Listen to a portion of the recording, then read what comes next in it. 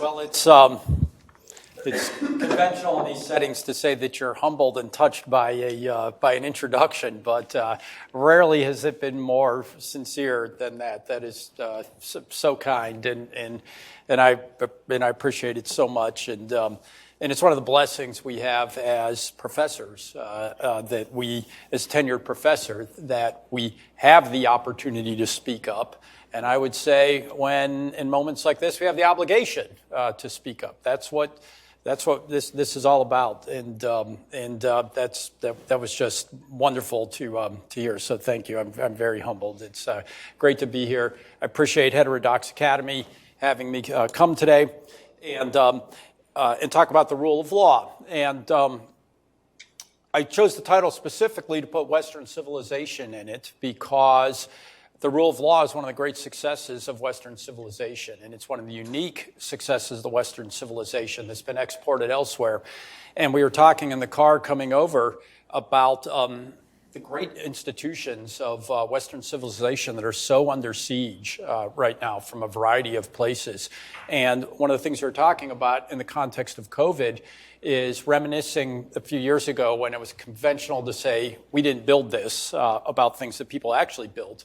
But when we look around this, we did not build this, right? We as professors, as students, as inheritors of the great Western tradition, inherited hundreds of years and generations of academics creating academic freedom, creating a system of self-governance, creating a system of truth in what matters and how we go about discussing and approaching truth.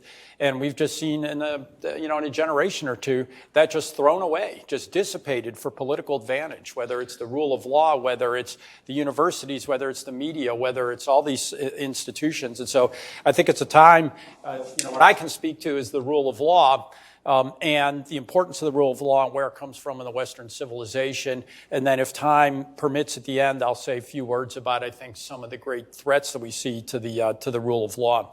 And I think Norman Barry, the political philosopher, in many ways summarizes what is the rule of law in one sentence. He says, the rule of law is a solution to a problem, and that problem is tyranny.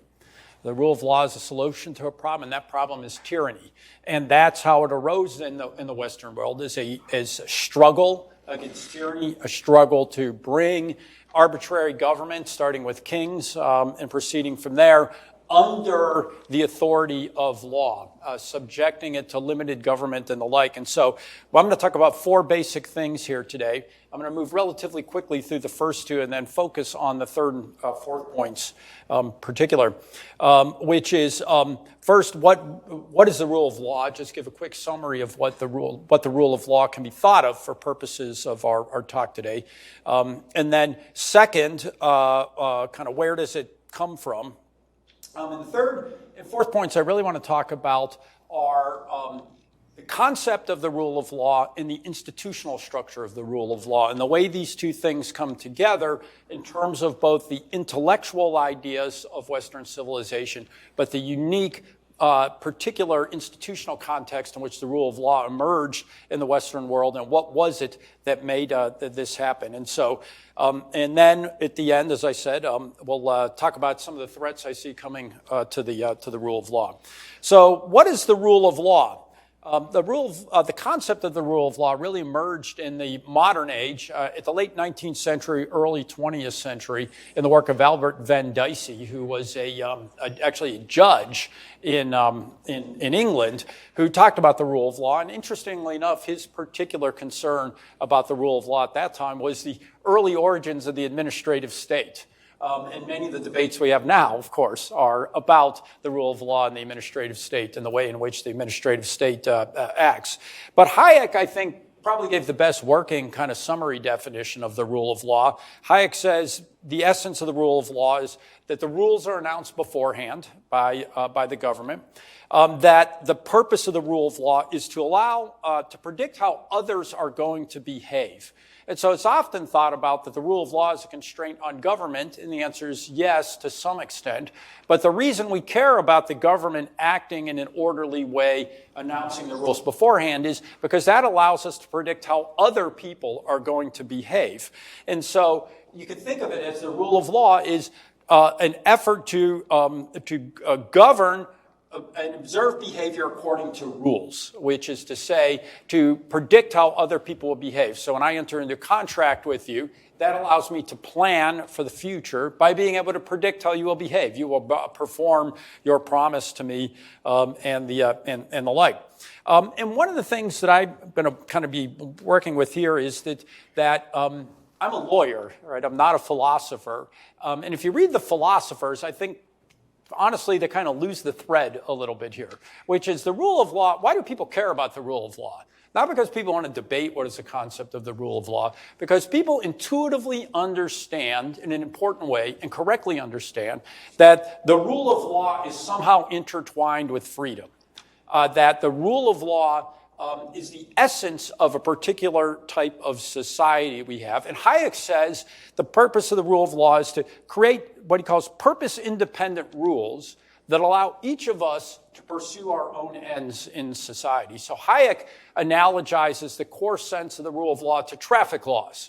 Traffic laws don't tell you where to go. They don't tell you what exit you have to get off at. They give you rules of the road, as we say, so that we can all go where we want to go with a minimal amount of friction, to be able to predict how other people are going to behave. But they don't tell us what exit we have to get off at. We get to pursue our own goals.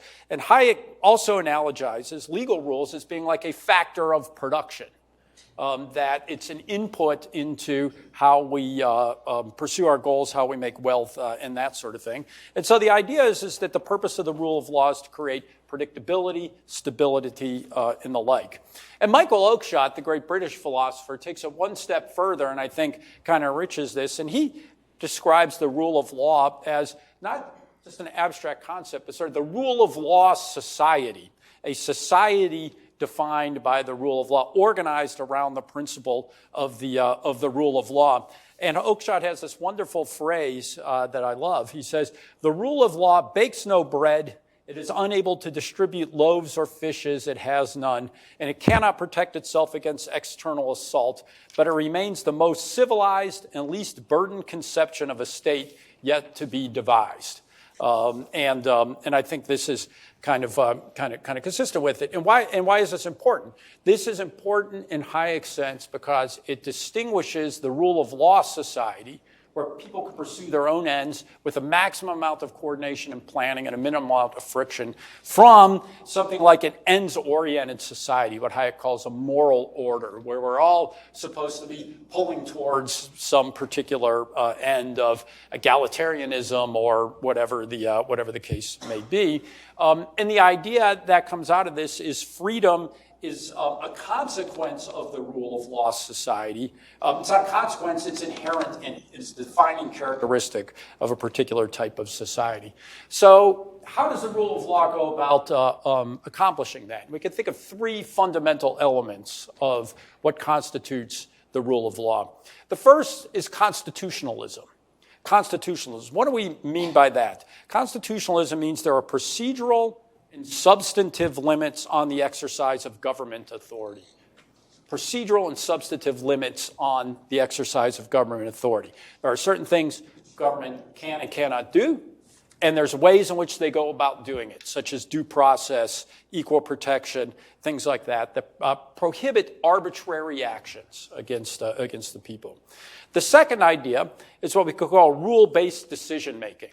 And Justice Scalia once wrote an article called "The Rule of Law is a Law of Rules," where he says this is one of the essential aspects of it. Now, why does that matter? Because you can contrast governance by rules with governance by discretion, where the government can just do anything they want. They can pick and choose winners. They can pick who gets punished or who gets rewarded, and the like. The idea of rules says that we are governed by abstract categories of rules that treat certain people the same, appropriately situated, and that constrains the government from arbitrarily picking winners and losers, what we might call cronyism or special interest activity, which is sort of the instrumentality by which we violate the rule of law. And the purpose of the rule of law is to try to prevent that sort of arbitrary type type action. Scalia also notes another virtue of rules, of bright line rules, is that they act like a tripwire.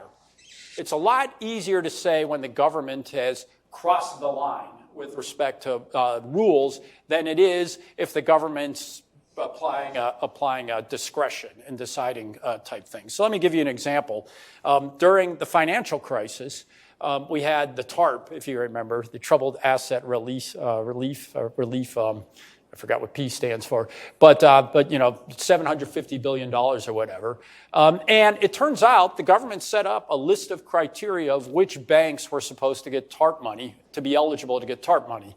Well, when they went back and studied it afterwards, what we discovered was the list of things that they were supposed to consider essentially had no predictive powers to which banks would get money and which banks wouldn't. What predicted it was things like, did you have a former Federal Reserve or Treasury official on your board of directors? How much money did you donate to politicians on the House Financial Services committee, right? I don't need it, it's fine, and the like. So that's the problem with discretion, right? Is you may say we got to give government discretion to do good things, but as soon as you do that, it gives them discretion to do bad things, to arbitrarily pick winners and losers in the like. So the first is constitutionalism. The second, the rule of law is a law of rules. And the third is the idea of neutral principles, which goes back to Howard Wexler. And the idea here, also picked up by James Buchanan, the great economist, is that neutral principles means that the government applies principles rather than ad hoc decision-making. In many ways, it's similar to the rule of law, but it says we apply the same rules to similarly situated individuals. We don't favor some at the expense of others. We don't decide whether somebody has a right to free speech based on what they're saying. We decide whether somebody has free speech based on the principle of free speech and types and categories of speech, such as time, place, and manner type restrictions. And so those can really be thought of as the three basic concepts. So with that table setting aside, what is the rule of law?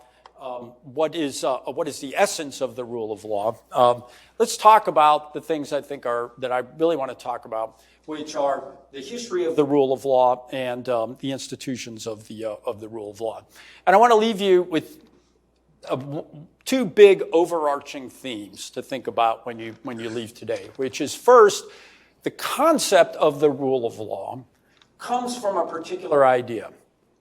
And that idea is that there are certain principles that both empower the government to do certain things, but also constrain the government. They empower the state to act in a certain way, but they also constrain it. And so this is an important idea, which is it means there is a law outside of the government from which it derives its legitimate authority, but also restrains and identifies the limits of its legitimate authority.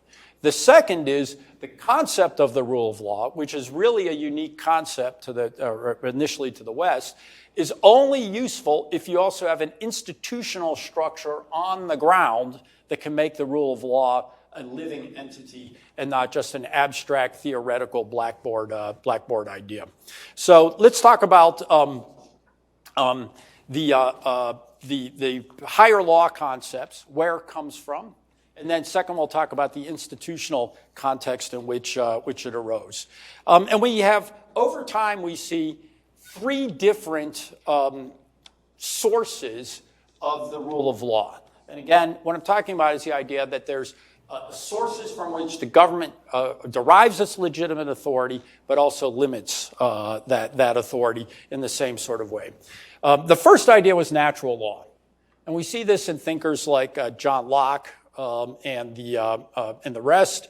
And the idea of the debate as we go back to the rule of law is, if you look at John Locke and the concept of the state of nature, Locke's idea is that we are endowed by God with certain inalienable rights, sounds very much like the Declaration of Independence, of course, that government exists to preserve natural law, life, liberty, and property. In the American context, life, liberty, it is for the preservation of life, liberty, and the pursuit of happiness that government is instituted among man. And so the idea here is that the government derives its authority from people surrendering some of their liberty, as Locke really focuses on, surrendering the liberty of protecting ourselves and punishing those who do things to us. We surrender that to the authority.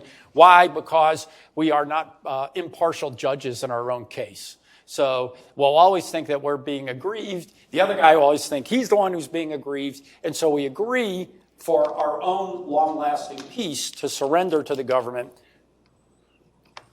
the ability to act on our behalf. In terms of resolving disputes as they arise. And so the idea here is that the king, who he is focused on particularly at that time, the king, or later the parliament, derives its authority from the idea that people endow it with some ability of their natural rights, but it also limits the power of the government to protection of natural rights. It is for these purposes to protect life, liberty, and the pursuit of happiness, as they say in the Declaration of Independence. The governments are instituted among man, right? So we're all very familiar with this idea. One theory that arose was the theory of natural law. The second one, and one that I've been really focusing on a lot lately because I'm writing an article on this, that's less focused on is history. History and the common law. And this is very, the natural law theories were very powerful in Europe, for example. But history and the common law, in many ways, is even more influential in the United States via Britain. And we don't really focus on this that much. But just to prompt the thought, think about the Bill of Rights. I mean, I just quoted from the Declaration of Independence, which has the clear natural law philosophy that Jefferson cites. But think about first what the Declaration of Independence is. Most of the Declaration of Independence is a long list of tangible grievances against the king, violations of established ways of doing things. Think about the Bill of Rights. When you look at the Bill of Rights in particular is full of common law concepts. Due process, unreasonable search and seizure, no excessive bail, right? These are all concepts that derive their importance and their meaning from common law built up over time.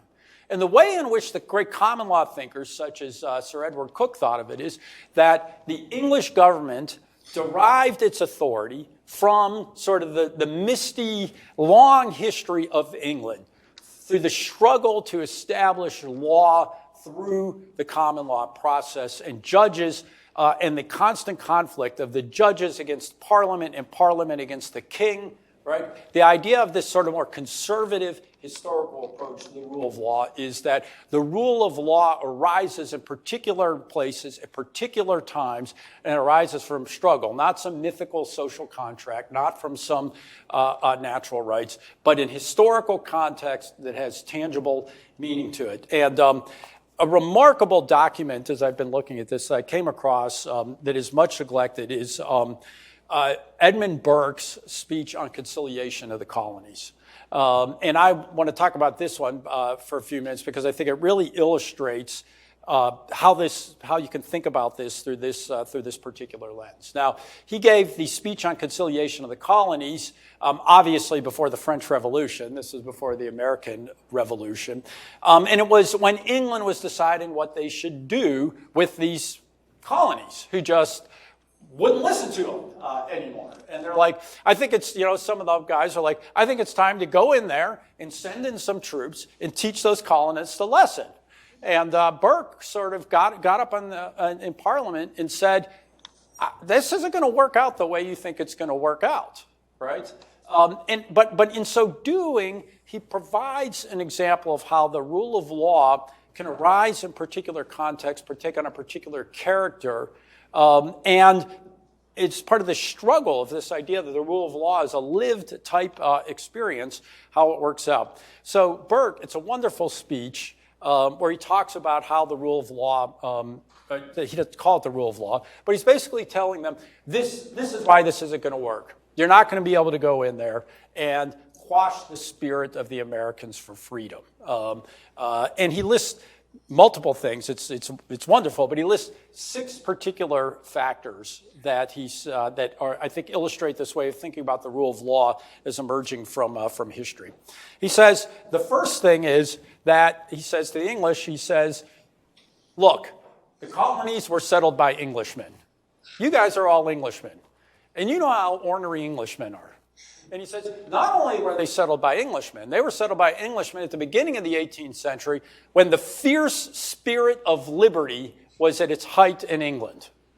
Right? So he says, these are the guys you used to be, and you guys have gotten a little bit wimpy, but these are the fierce spirit of English liberty.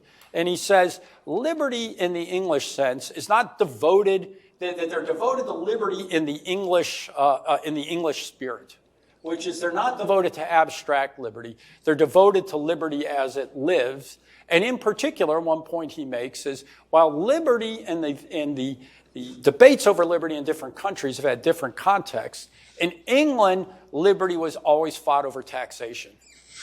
And he said, what are the Americans fighting over? Taxation. He said, that's where the rubber hits the road for an Englishman in his English history, and it had to do with the king being able to tax people rather than Parliament and all these sorts of things. And he said, that's what they're doing. And he said, basically, once you establish a principle, you don't know where that principle is going to go. And you guys don't got any good arguments against these colonists as to why the principles you establish don't apply in this particular sense. So the first thing he says is that they inherited the fierce English spirit of liberty. Ideas on abstract liberty and other abstract ideas are not to be found, first. Second, he talks about the unique legislative and governance structure that took place in the colonies. He says popular government in the colonies, frontier individualism, which is that the colonial governments were these highly popular governments, the New England town hall type idea, where it's very inclusive, very democratic. I mean, they get used to governing themselves. In the West, right, the frontier people, they weren't being governed by anybody. And to the extent they were setting up their own government, they were carving it out. And what this created in both of these areas was a sense of self-reliance. Basically, they don't need us, Burke says to them. They don't need us. All they see us is a pain at this point, which is they have carved out their own sense of liberty. They have set up their own governments and the like. The third thing he points to is its religious heritage, which is in the northern states, in the northern colonies. Who did we have? We had exactly all of the Protestant dissenters who left England because they didn't want to be governed by the English. And so you get all the Puritans and the Congregationalists and all these sorts of guys who they believe in natural liberty because they left England and got on a boat. That's how much they believed in individual liberty. In the South, and this is a fascinating observation by Burke, he says the South is different.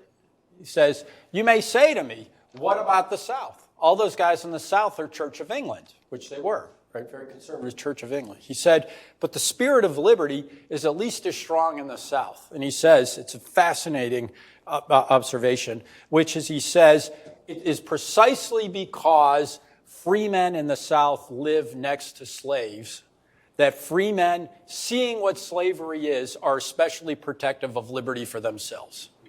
He says it is the contrast that they live with every day between free men and being a slave that makes them so conscious of liberty and not being treated like a slave, right? So you see what Burke is doing. He's breaking apart all these different historical contingencies and that sort of thing that he says has created this spirit of liberty in the South. The fifth one he talks about is just simply distance, which is, how are you going to do this? How are you possibly, if these guys aren't going to agree, how are you possibly going to get them to do it? They're just so far away. Are you really going to send in troops for a permanent occupation? He says elsewhere in the speech, he says, how do you quell the spirit of liberty without killing the spirit of liberty? He said, it is precisely the reason why the colonies are so valuable to us is because the spirit of liberty and that sort of thing.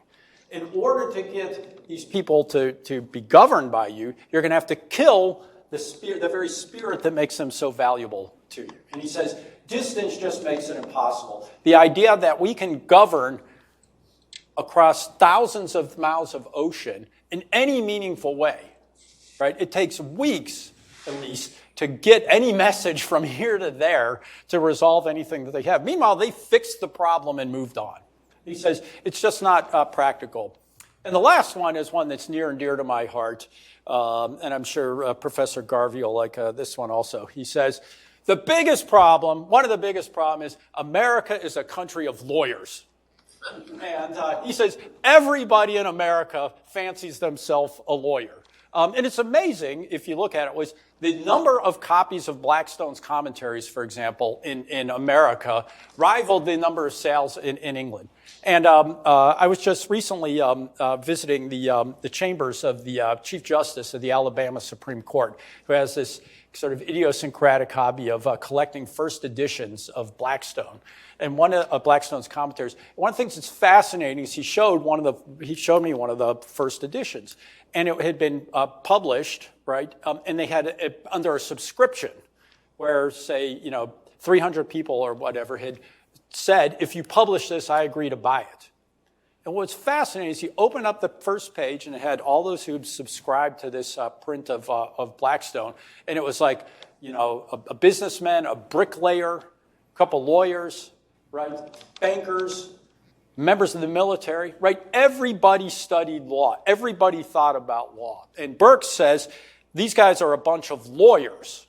And so what does that mean? He says, lawyers anticipate the evil and judge the principle. Lawyers anticipate the evil and judge the principle. So it may seem to us when we say, all right, yeah, we protected you. We fought the French and Indian War. So we're going to just put a temporary tax on you to pay for, to get compensation for all the stuff we did. He says, the lawyers say, no, you're not. The lawyers say, no, you're not. They anticipate the evil and judge the principle. We know where it goes if we yield a single time with respect to taxation without representation, for example, and they're just not going to go for it, right? And so I think it's a wonderful sort of idea here, right, of seeing how Burke's view is that the idea of higher law comes from history.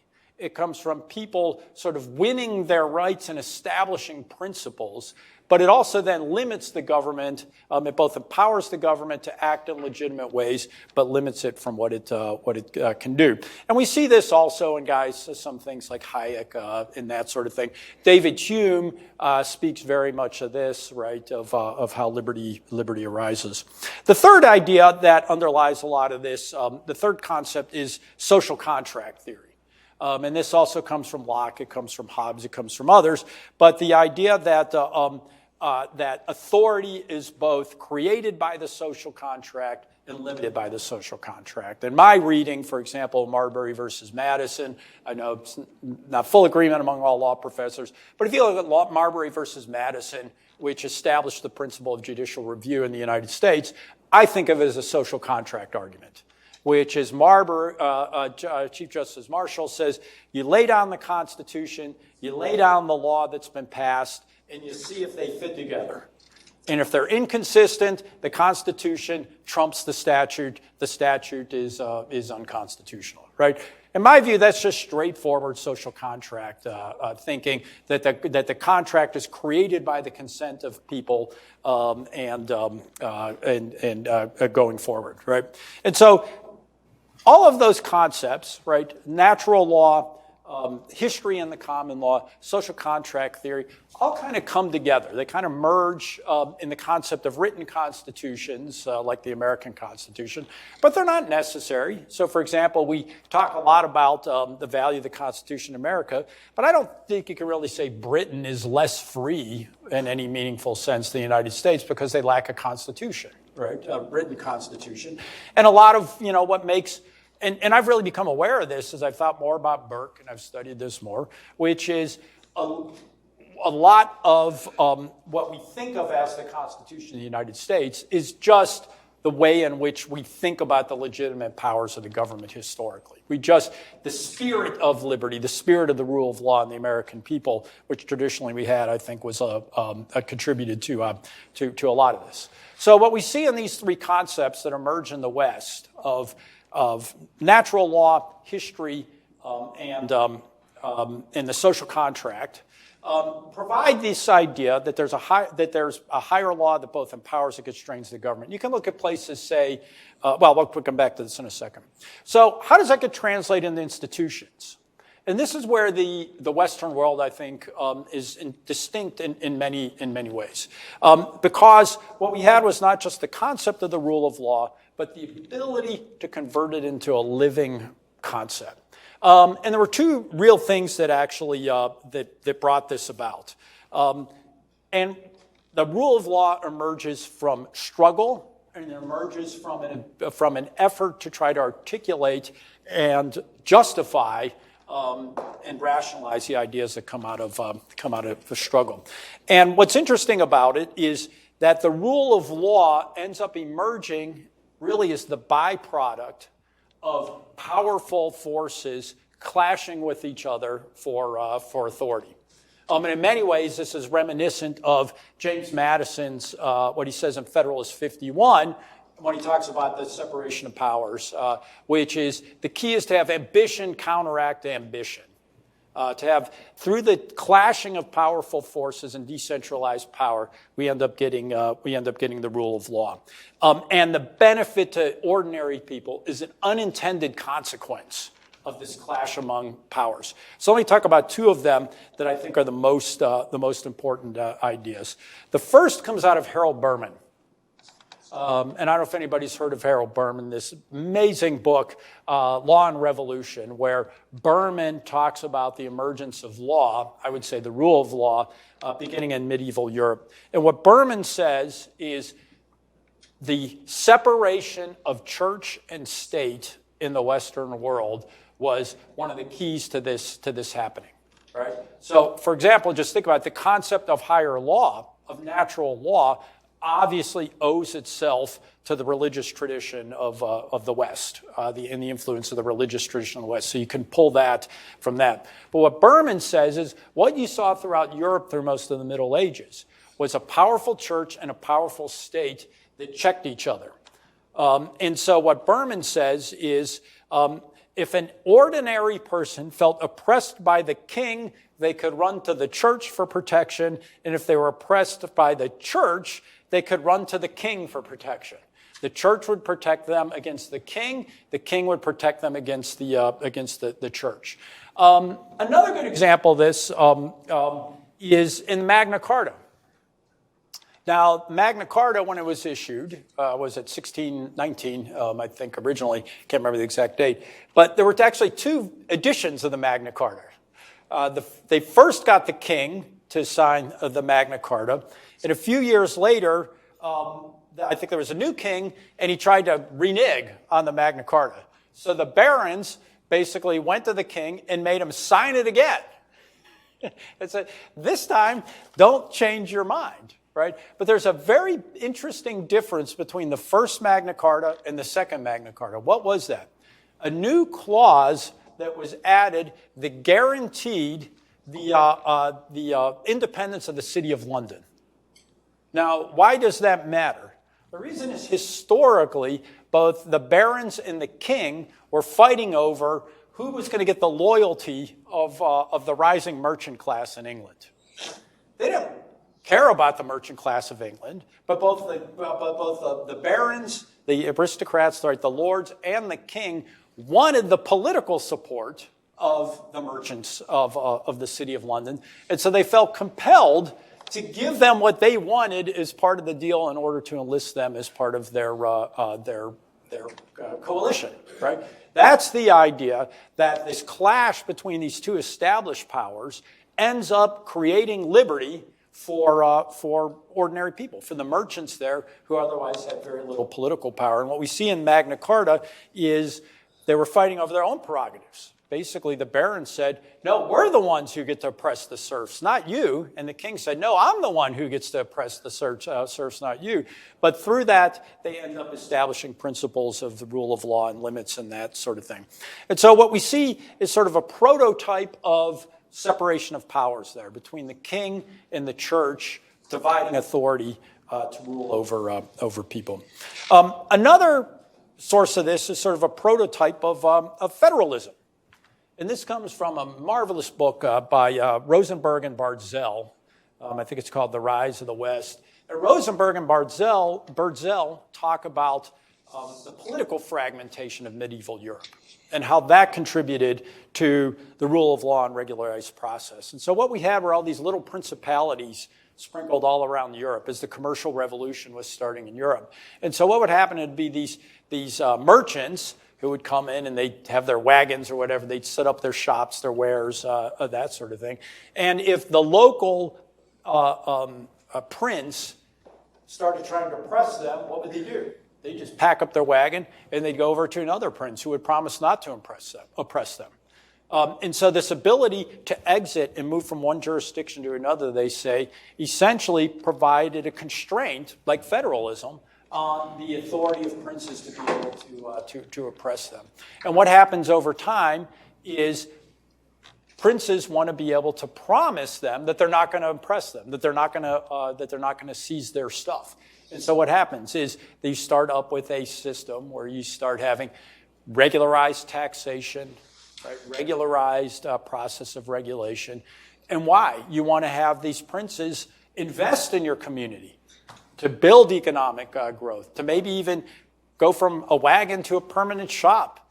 And just think how important that is to have the rule of law before you're going to do something like open a factory where you're going to make clothes or anything like that, right? Where you want to make a huge capital investment. You aren't going to do that unless you can be assured that the sovereign isn't going to just come and confiscate the value of that confiscated afterwards.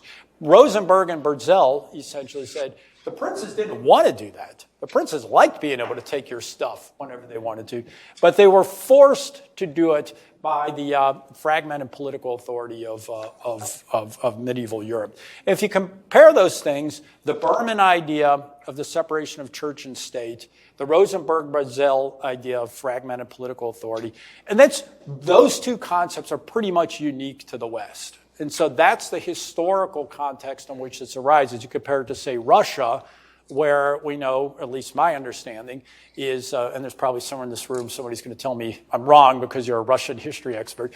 But when I look at Russian history, what it looks like to me is that the Orthodox Church traditionally has been a vehicle for legitimating the authority of whoever the ruling power is. Very much like today, the relationship between Putin and the Orthodox Church is very cozy, where the Orthodox Church basically buttresses Putin, and Putin buttresses the Orthodox Church. So they're not clashing like the church and state did in medieval Europe. They're complementing each other and propping each other up. And so that's where the rule of law comes from this history, the concepts, and the like. I think we've lost this history, unfortunately, and we've lost, I think, the sense of the rule of law, and we've lost this spirit of the rule of law. And that's where I think things are problematic today. We see the rule of law, I think, under attack in multiple different ways. I think one of the great threats we've realized to the rule of law is the administrative state, and the way in which the administrative state operates, which is quite ironic, as I said, given that Dicey was talking about the administrative state. We see that, fortunately, the Supreme Court decided the Loper-Bright case this year that reins in Chevron deference.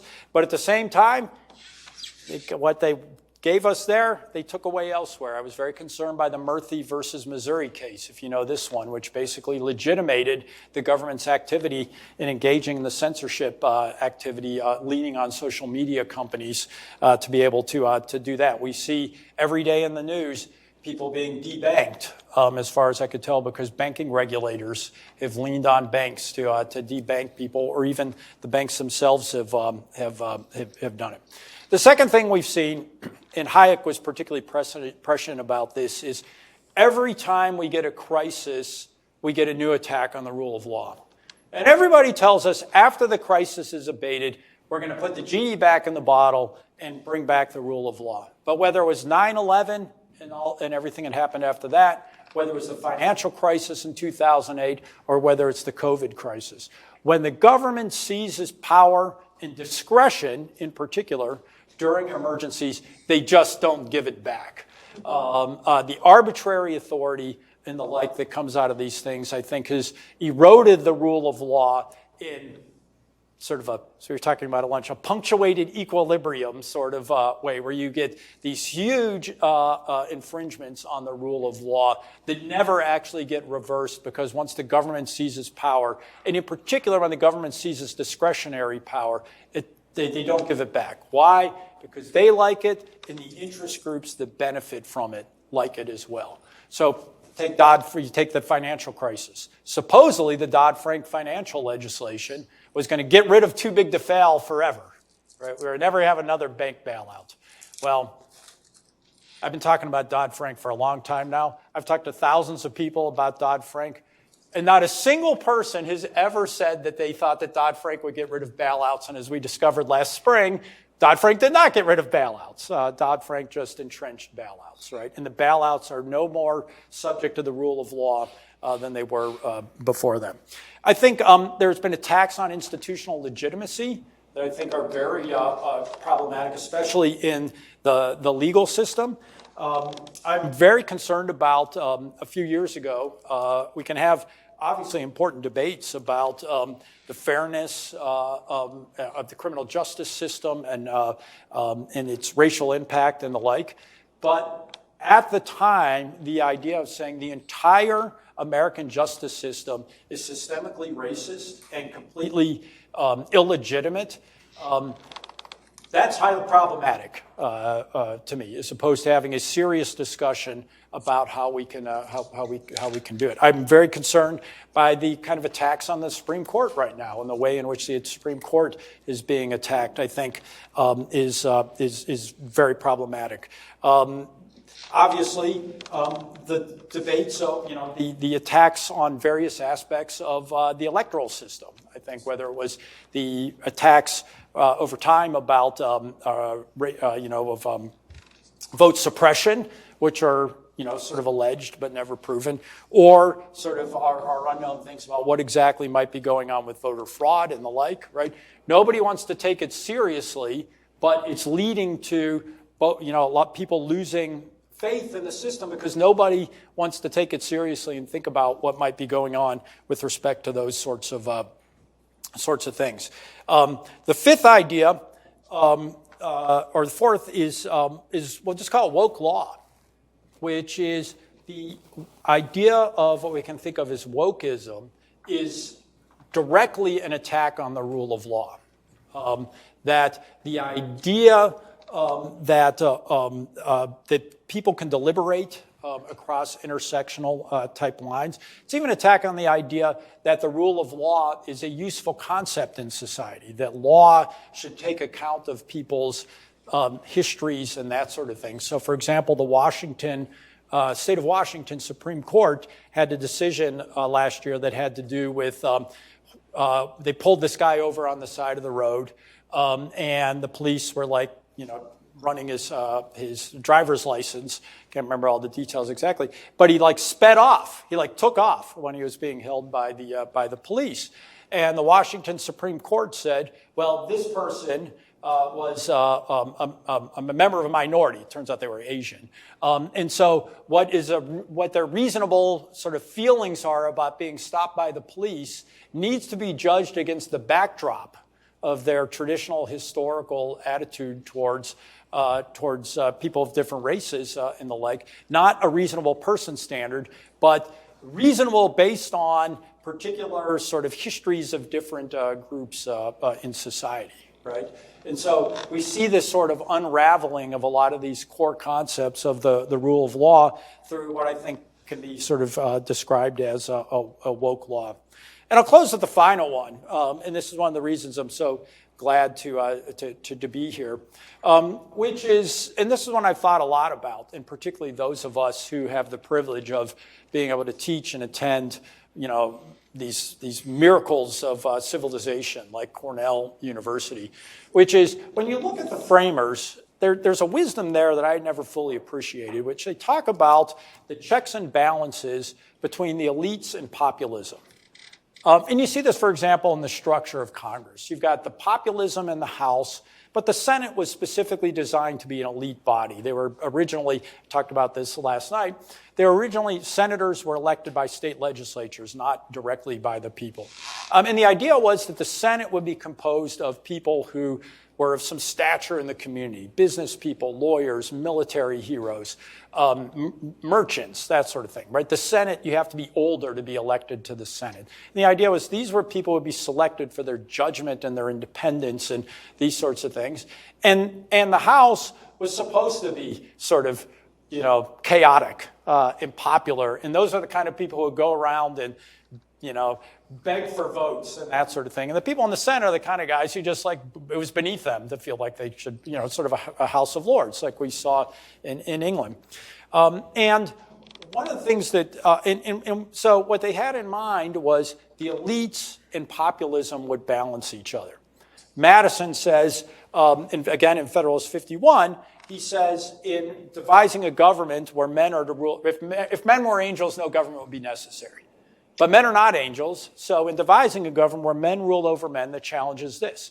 First, you must create a government that's powerful enough to control the governed, and in the second place, oblige it to constrain itself, to control itself. To powerful enough to have for the government to control the governed, but in the second place, oblige it to control itself. And so what we see there is a government that is independent and strong enough to be able to enforce the rule of law in society and create order and stability in society. But in the second place, you need to make them accountable enough so that the governors themselves do not become a new ruling class, right? That they don't become kings, that they don't run the government for themselves. And there's no solution to this. It's just a trade-off, right? And we see this in the structure of the federal Constitution with the independent judiciary, the bicameral legislature, the weird way in which the president was going to be elected originally through the Electoral College and the like, right? So we see this. And one of the things that bothers me today, and as I talked about some of the things that I fear are threats to the rule of law, is a lot of these are essentially elite projects that rather than the elites, rather than those of us in the room kind of being the ones who are taking responsibility for sustaining the long-term structure of our institutions, like the rule of law, like the independent judiciary, a lot of these different sorts of things. In many ways now, elites are the ones who are at the front of the pack with the torches and pitchforks, burning down institutions, whether it's the universities, whether it was the politicization of public health during COVID that we talked about, whether the example I think about is ordinary Americans, I think, no ordinary Americans would have thought that the response to, whatever you think about the Supreme Court, that the response to what you think about the Supreme Court would be to pack the Supreme Court. Ordinary Americans, I thought that issue was resolved. We don't pack the Supreme Court just because we don't like the decisions of the Supreme Court. Yet, all of a sudden, that has become a mainstream position. The presidential candidate for the Democratic Party is essentially endorsing what amounts to a Supreme Court packing plan. I don't know if they would follow through on it, right? But that is an elite idea. That idea of packing the Supreme Court is not something ordinary Americans would have thought of.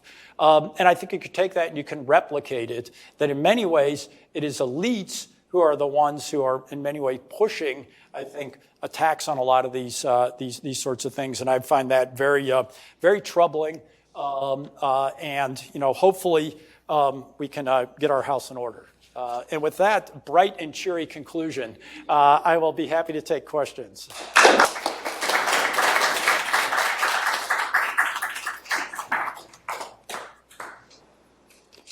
Oh, yeah, the hand mic, I got it here. Thank you so much for the talk. We're going to form Q&A line right here, so please come this way if you have a question. Oh, that's what fell down. Was my? I thought I lost the paper, but it turns out it was the. I'll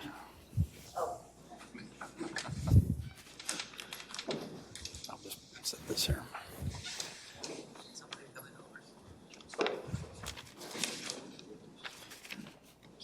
Can we just yell? Can't we just yell, he said. It's unfortunately been recorded, so for it to be on the Late record. on a Friday, nobody needs to get up and walk all the way to the mic. Right? Sure. You mentioned attacks on institutional legitimacy. Yeah. It seems to me that there are perhaps two currently in our society. One is one you might call formal, systemically racist, that kind of an allegation. Right. The other is the fundamental distrust that is arising from the conduct of the institutions. Which do you consider more concerning, and how do we resolve this? It might be phrased as, how do we attempt to put the genie back in the bottle? Yeah, and I think in what bothers, so let me illustrate this by telling a story. A couple years ago, I was invited, and I give them credit. I was invited by the at the annual meeting of the American Association of Law, or Association of American Law Schools, and they were doing they did a panel on higher education or something like that, right? The future of higher education, or tax on higher education, or something like that. And it was me, sort of being me, and four other people who were definitely not me. And they were going down and they were talking about the conservative distrust of universities. What is it with these barbarians, right? These conservatives, these rednecks who are attacking universities and saying that universities are bad and that sort of thing. And this went on for, I don't know, half an hour, 40 minutes. And finally, I just said to these people, I was like, seriously, there were like 200 people in this room. I said, none of you thinks that conservatives have any legitimate gripe about what's going on in universities today. The censorship, the political correctness, all these different things are going. You think that's all it's just like all belly aching and griping, right? That people don't have a right to be concerned. And they were totally stunned by this. And one of the things that's shocking to me, to answer the question, is what seems to be a complete obliviousness to the idea that a lot of the distrust of these institutions is well earned. They brought the distrust on themselves, the universities, the media, the bureaucrats, right? A lot of these institutions, and public health, right? It's just been astonishing to me how the trust the science guys who so totally blew COVID don't understand why people don't trust them anymore. Or that the intelligence community that totally blew 9/11 and the Iraq War don't understand why people don't trust them anymore, or the kind of things that they did. So, and that's just, frankly, just bizarre to me, that they don't think that people have a legitimate grounds for this. So to answer your question, I think the first thing is, as they say in rehab, is it starts with admitting you have a problem, right? Universities have a problem. The intelligence community has a problem, right?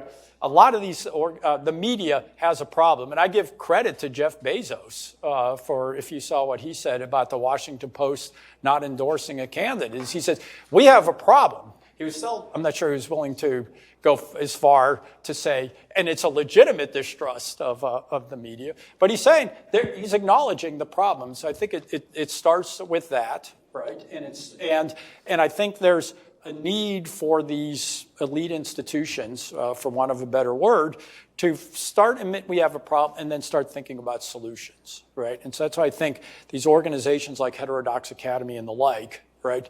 The reinstitution on universities, for example, of principles of free speech, free inquiry, what constitutes science and scientific rigor and those sorts of things.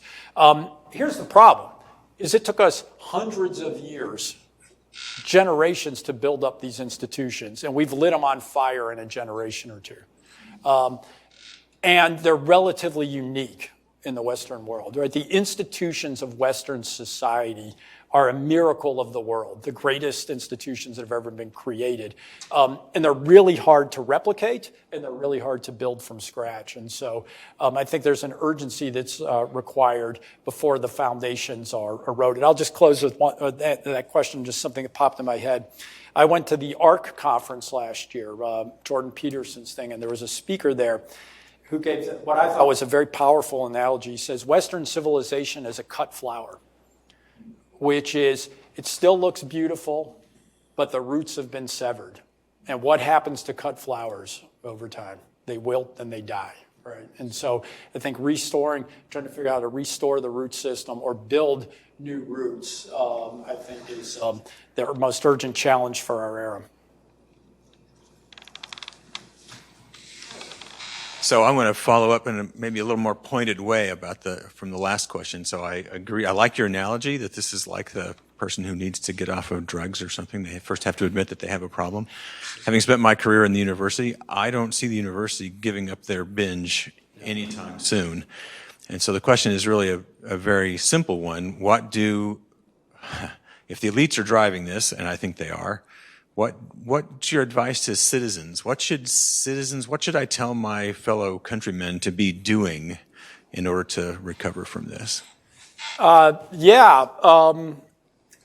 It's hard to not just, I appreciate the sentiment of people where the frustration comes to send that says just burn it all down, right? Just nothing's worth saving, right? Don't really do it. I'm hopelessly naive, but I'm not willing to give up on that. What I think is the key is trying to build new institutions. And hopefully kind of, philanthropists who take this seriously are going to do this, like the University of Austin in Texas. I don't know whether that's going to work or not. Online type institutions. Alternative media obviously has been a powerful thing. And I don't think, it's like, there are very few single individuals who I think have been as important to changing the world as Elon Musk, right? And so there is a role for individual courage, I think, especially attached to individual resources. But you just see, and you see what's happening to that guy, right? Just for coming out for free speech. What is he? I think now there's 8 federal government agencies investigate him. Europe wants to put him in jail, right? It's like, and the guy just keeps driving along, right? But I think we need to start thinking about building new institutions dedicated to new principles or old principles in a new world sort of thing, because there is a sense in which some of these institutions, we might be able to, in some sense, slow the rot, and ideally, we can reverse it. I think those of us who care about it should do our part still, like my host this evening, in doing the kind of things that he has done in pushing for free speech and the like. But I think at the same time, there should also be experiments in trying to create new institutions that can provide a kind of a counterweight in society. But it's not going to happen easily. That's the thing. It's not going to happen easily. These things require dedication, and they require, I think, sort of a focus on the recognition of where we are.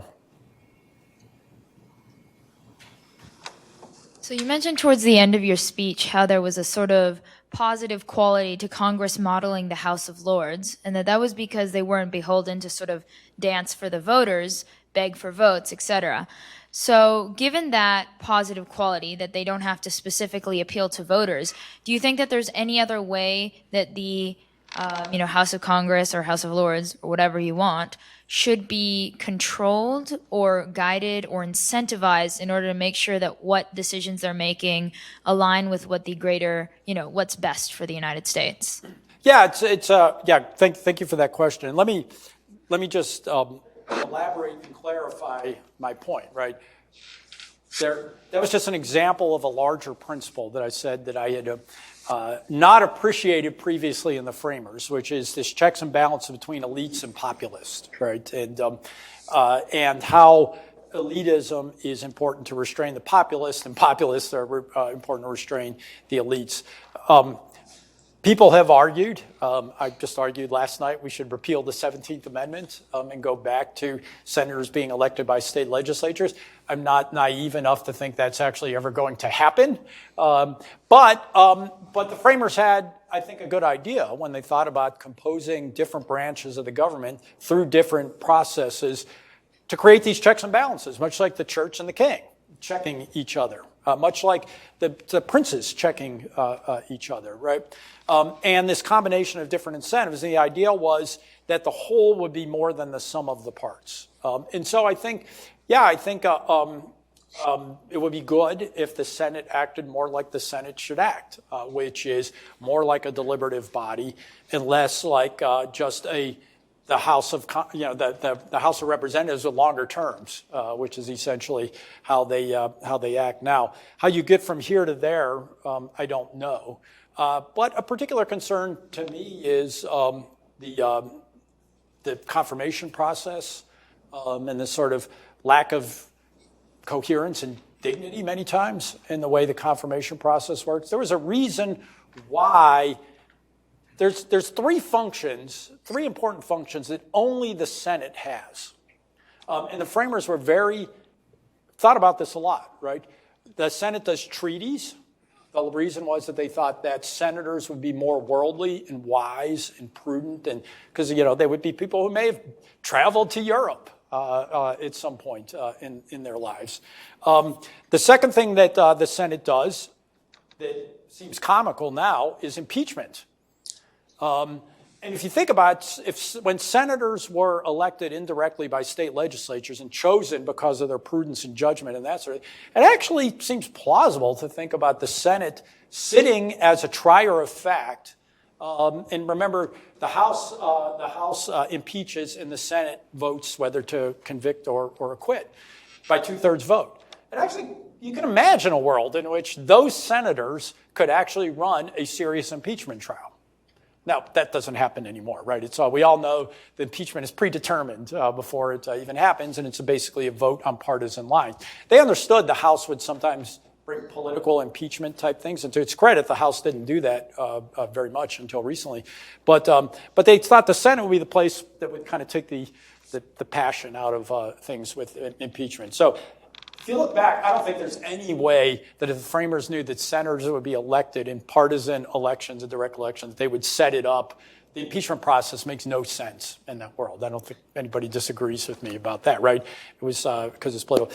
But the third thing that the Senate's unique function is confirmations. And why did they do that? Because what they thought would be the role of the Senate with respect to confirmations for judges and executive branch officials and the like was they would judge them based on their qualifications, their character, and in particular, their independence, their independence of character and mind, so that the president wasn't just appointing cronies to the Supreme Court and things like that. But now we've got a very different confirmation process, which is very much politicized and very much as a result of the way I think senators are elected. So what is the answer? I don't know. I have, though, I'll just say last word on that. I've, over time, come to warm towards the idea of term limits for judges, say term limits for Supreme Court justices. Not because I necessarily think there's anything wrong with how they act, but I think the country would be better if you say you had Supreme Court justices with 18-year terms and you just had staggered things, and every 2 years you had a Supreme Court nomination and confirmation. I don't think it would infringe on judicial independence. But what it would do would be to take the passion, to take the all or nothing nature out of every Supreme Court nomination.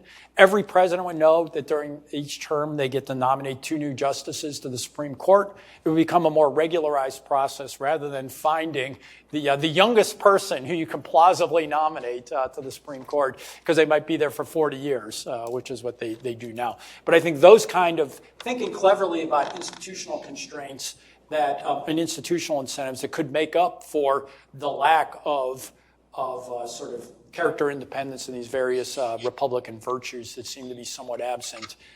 Those are the kind of ideas I think might actually be worth considering. Thank you for coming out tonight.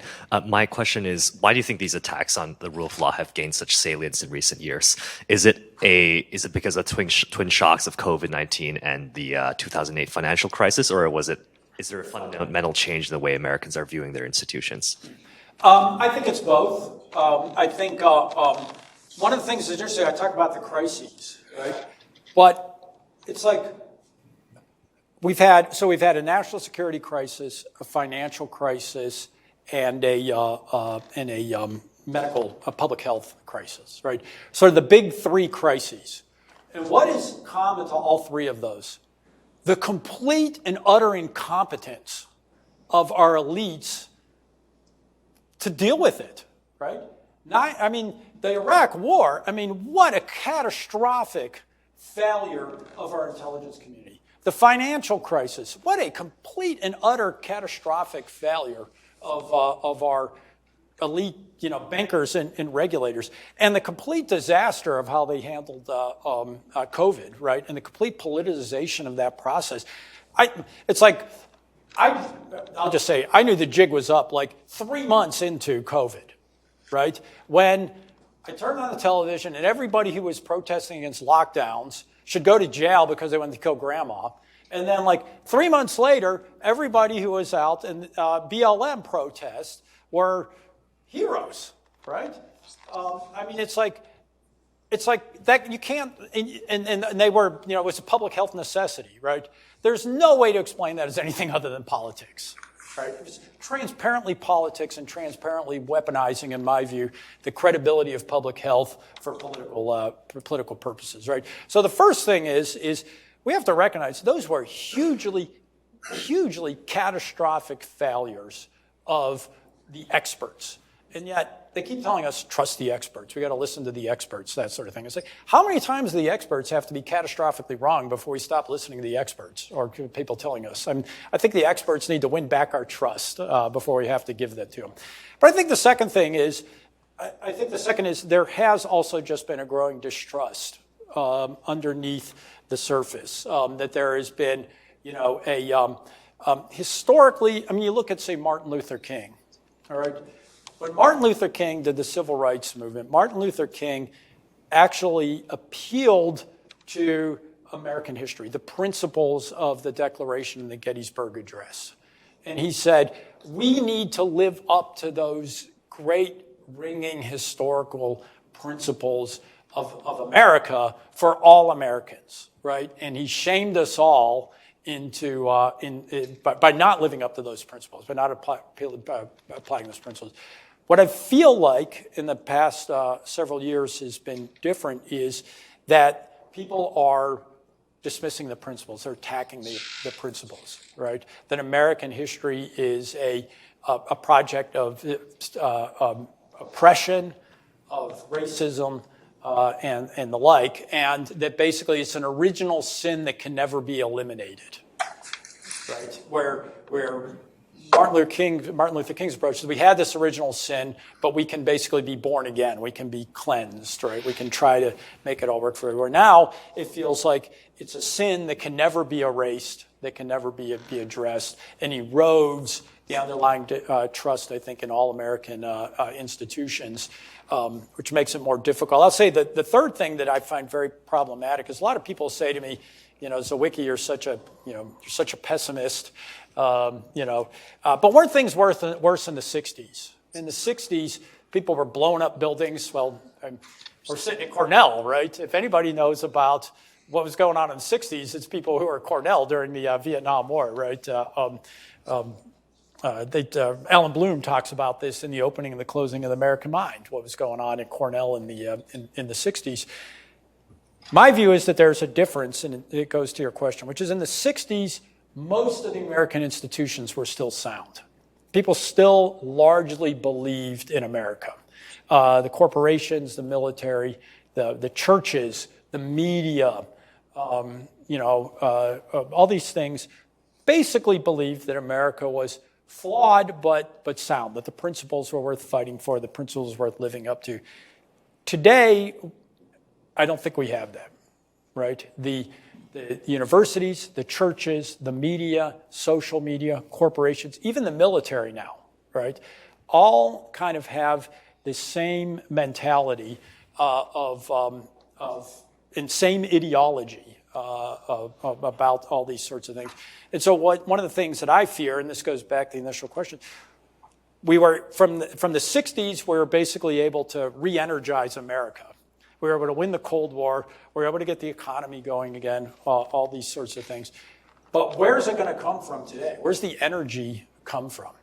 And is populism enough to be able to sort of turn the boat, to be able to create a sustainable framework for governance and legitimate, new institutions, both formal government institutions and informal and the like. And it's never been done before. To try to create a stable system of governance based purely on populism without sort of institutions and elites and that sort of thing. And so that's what I worry about. But I do think that those are the elites have brought it on themselves, and the elites have, I think, also contributed to an erosion of the principles that undergird everything else.